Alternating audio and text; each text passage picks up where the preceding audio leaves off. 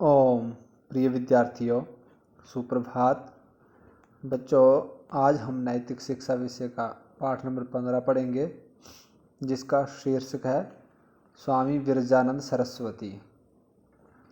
तो स्वामी विरजानंद सरस्वती कैसे थे, इन्होंने अपने जीवन में क्या क्या कार्य किए, देश के लिए, समाज के लिए, अथवा ज्ञान प्राप्ति कैसे की, इत्यादि, ये सब हम इस पाठ के माध्यम से समझेंगे। स्वामी विरजानंद सरस्वती एक उच्च कोटि के विरक्त सन्यासी थे।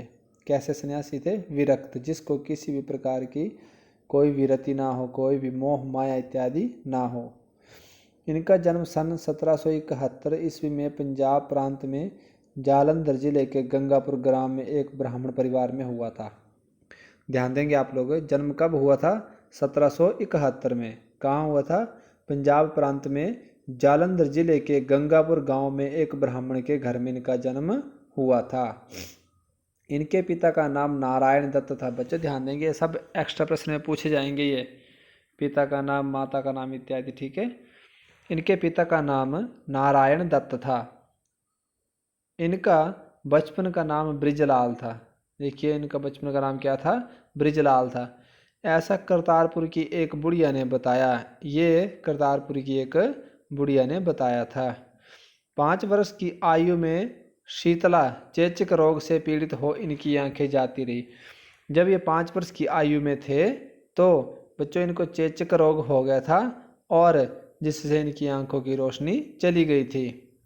नेत्रहीन होने पर भी इनकी बुद्धि बड़ी तीव्र थी। देखो, नेत्रहीन अर्थात आंखों से हीन होने के बाद भी इनकी बुद्धि बहुत ही तेज थी।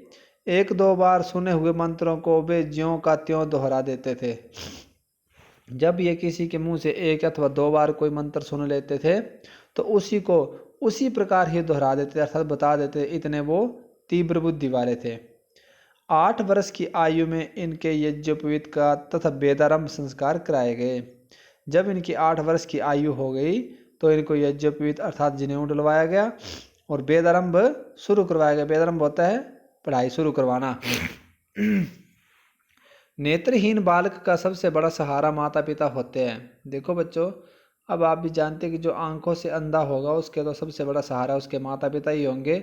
भगवान ने बिरजानंद का यह सहारा भी छीन लिया, परंतु परमात्मा ने बिरजानंद के माता पिता को भी उससे छीन लिया। माता पिता की मृत्यु से कोमल चित्त बालक को जो कष्ट उठाना पड़ा होगा। अब देखो बच्चों, अब जिसके माता पिता देहांत हो गया बिरजानंद जी के, तो उसके बाद उनको अत्यंत कोमल बालक को, उस कोमल छोटे से बच्चे को जो कष्ट उठाना पड़ा होगा, उसके लिए उसकी कल्पना सहज ही की जा सकती है। उसके बारे में सहज ही सोचा जा सकता है। एक सहारा बड़ा भाई शेष था, परंतु उसे ब्रिजलाल ने स्वयं त्याग दिया था। देखो, माता पिता की मृत्यु हो गई और एक बड़ा भाई था, उसको किसने? ब्रिजलाल ने स्वयं ही त्याग दिया था। भाई भाभी के तिरस्कार पूर्ण व्यवहार से तंग आकर 12 वर्ष का नेत्रहीन बालक घर से निकल पड़ा। अब घर में भैया और भाभी का तिरस्कार पूर्ण व्यवहार अर्थात उन घृणा टाइप का व्यवहार देख करके 12 वर्ष की आयु में उसने घर छोड़ दिया था। उन दिनों यातायात की सुविधा आज जैसी नहीं थी। उस समय जो बच्चों व्हीकल्स इत्यादि होते थे, यातायात होता था, वो आज की तरह इतना ज़्यादा नहीं था। ठीक है। फिर भी यह साहसी बालक अपने मार्ग पर बढ़ता चला गया, परंतु यह फिर भी आंखों का अंधा और इतना साहसी बालक अपने रास्ते पर बढ़ता चला गया। मार्ग में नाना कष्टों को सहता हुआ 3 वर्ष में ऋषिकेश जा पहुंचा। मार्ग अर्थात रास्ते में नाना कष्ट होता, बेचारे बच्चों अनेक प्रकार के कष्टों को, विभिन्न कष्टों को सहन करता हुआ 3 वर्ष में ऋषिकेश पहुंच चुका। उस समय ऋषिकेश आज जैसा रमणीक स्थान ना था, परंतु उस समय जो ऋषिकेश था वो आज की तरह इतना सुंदर और स्वच्छ और मतलब मनमोहक स्थान नहीं था। यह योगियों का योग स्थान मात्र था, पर यह केवल योगियों का स्थान था। यहाँ पर केवल योगी लोग ही रहा करते थे। वहाँ ना कोई अन्न क्षेत्र था, ना धर्मशाला थी, चारों ओर झाड़ियाँ थी। ठीक है। वहाँ पर ना कोई अन्न क्षेत्र था, ना कोई खाने पीने का कोई जगह थी ऐसी, और ना ही कोई धर्मशाला थी जिसमें वो रुक सके, ठहर सके। चारों ओर झाड़ियाँ थी और चारों ओर झाड़ियाँ और ये फूल इत्यादि थे। जिनमें पर्ण कुटिया बनाकर तपस्वी महात्मा तप करते थे। उन्हीं झाड़ियों के इर्द गिर्द उसी तपोस्थली पर अपनी कुटिया बना करके तपस्वी लोग, सज्जन साधु लोग क्या करते थे, तप में लीन रहते थे, तप करते रहते थे। खाने पीने का साधन जंगली बेर आदि थे। खाने पीने के लिए क्या होता था, केवल जंगल के बेर। यहाँ पहुंचने का कारण था बालक के मन का संकल्प, जो उसे संसार से वैरागी बनाकर योग साधना में लगने की प्रेरणा दे रहा था। यहाँ पहुंचने का कारण था, अर्थात कहाँ, ऋषिकेश उनके पहुंचने का मुख्य कारण क्या था कि बालक के मन का संकल्प। उन्होंने जो मन में संकल्प लिया हुआ था, किसने, स्वामी बिरजानंद सरस्वती ने, वो उनको वहाँ पहुँचा लाया और उसने संसार से उसको वैरागी बना दिया और योग साधना में जुड़ने की, लगने की प्रेरणा दे दी। यहाँ पर चारों ओर ब्रिजलाल के तप की धूम मच गई। अब जब वहाँ पर पहुँचे और उन्होंने तपस्या शुरू कर दी तो चारों दिशाओं में, अर्थात वहाँ पर हर जगह पर ब्रिजलाल की तपस्या की ही धूम मचने लगी। सभी तपस्वी उनके तप की बहुत प्रशंसा करते थे। सब लोग उनके तपस्या की बहुत प्रशंसा करते थे। उनकी बुद्धि तो पहले ही तीव्र थी, जहाँ गायत्री की साधना ने उसे और भी तीव्र कर दिया। एक तो पहले से ही काफ़ी इंटेलिजेंट थे, लेकिन जब दिन रात गायत्री मंत्र का उच्चारण करने लगे, गायत्री की साधना करने लगे, तो वो और भी ज़्यादा तीव्र बुद्धि हो गए। लोग उन्हें प्रज्ञाचक्षु कहने लगे, और लोगों ने प्रज्ञाचक्षु होता बच्चों ज्ञान का अथाह सागर, अर्थात चक्षु होता है नेत्र और प्रज्ञा होता है ज्ञान का लोचन, उसको ज्ञान की आंख उनको कहने लगे। सहसा एक रात स्वप्न में उन्होंने सुना, ब्रिजलाल, एक रात अचानक से वो सोए हुए थे और उन्होंने सपने में सुना, ब्रिजलाल तुमने यहाँ जो कुछ प्राप्त करना था कर लिया है। तो क्या सुना कि अरे ब्रिजलाल, तुमने यहाँ पर जो कुछ प्राप्त करना था वो कर लिया है, अब तुम यहाँ से प्रस्थान करो और अब तुम यहाँ से निकलो। उनके मन में ये आवाज़ आई, उनको सपने में सुनाई दिया बच्चों, ये किसी ने उनको बोला नहीं था ये। वे ऋषिकेश से चलकर हरिद्वार कनखल आ गए और फिर उन्होंने ऋषिकेश से चलना प्रारंभ कर दिया और हरिद्वार पहुंच गए, कनखल आ गए।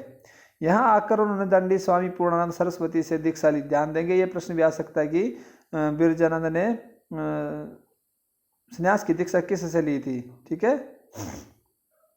यहाँ आकर उन्होंने दंडी स्वामी संपूर्णानंद सरस्वती से संन्यास की दीक्षा ली, उनसे पढ़ने लगे। उनका नाम ब्रिजलाल के स्थान पर बिरजानंद रखा गया। अब उनका नाम बिरजानंद रखा गया। पढ़ने के साथ साथ बिरजानंद जी पढ़ाई का कार्य भी निरंतर करते रहे। पढ़ने के साथ साथ बिरजानंद जी पढ़ाने का कार्य भी निरंतर करते रहे, जिससे भोजन आदि का निर्वाह आसानी से चलता रहता। बच्चों को पढ़ते तो थे, लेकिन पढ़ने के साथ साथ पढ़ाने का कार्य भी करते रहते कि अपना भोजन इत्यादि का काम चलता रहे। वे भिक्षा मांगने को बुरा समझते थे, वो कभी भी भिक्षा नहीं मांगते थे बच्चों। कनखल से चलकर बिरजानंद बनारस पहुंचे और फिर जब कनखल से चलना प्रारंभ किया तो बनारस पहुंच गए। वहाँ वे पंडित विद्याधर के शिष्य बने और नियमित रूप से अध्ययन करने लगे। अब बनारस में आकर के पंडित विद्याधर के शिष्य बन गए और वहाँ पर रेगुलर स्टडी करने लगे। यहाँ पर वे व्याकरण के साथ साथ वेदांत आदि दर्शनों का अध्ययन भी करने लगे और यहाँ पर उन्होंने व्याकरण के साथ साथ वेद वेदांत इत्यादि शास्त्र भी पढ़ने शुरू कर दिए। काशी से वे गया होते हुए कलकत्ता पहुँचे और काशी से गया बच्चों के स्थान का नाम है, वहाँ से होते हुए कलकत्ता पहुँच गए। आगे चलकर गंगा तीर पर बने सभी तीर्थों की यात्रा करते हुए एटा जिले के सोरो, आगे चलकर जो है गंगा इत्यादि सभी तीर्थों की यात्रा करते हुए कहाँ पहुँच गए, एटा जिले के सोरो नाम नगर में उन्होंने आसन जमाया और वहाँ पर वो बैठ गए। कुशाग्र बुद्धि होने के साथ साथ उनकी अध्यापन शैली ऐसी रुचिकर थी कि शीघ्र ही विद्यार्थी वर्ग पर उनकी धाक जम गई। बच्चों, कुशाग्र बुद्धि होने के साथ, इंटेलिजेंट होने के साथ साथ उनका पढ़ाने का तरीका जो था इतना अच्छा था कि स्टूडेंट जल्द ही उनके वश में हो जाते थे और वो अपने शिष्यों स्टूडेंट्स के ऊपर अपनी धाक जमा लेते थे। इसके अतिरिक्त बिरजानंद छात्रों से बच्चों की तरह प्रेम करते थे, उनका सुख दुख अपना समझते थे। इसके अलावा बिरजानंद जो थे वो बच्चों के साथ बहुत स्नेह करते थे, बच्चों का दुख और सुख अपना सुख दुख समझते थे। तो बच्चों, ये पाठ बहुत लंबा है, आज हम इसको इतना ही पढ़ेंगे। और नेक्स्ट बचा हुआ पाठ हम कल पढ़ेंगे इन शब्दों के साथ इति ओम शम।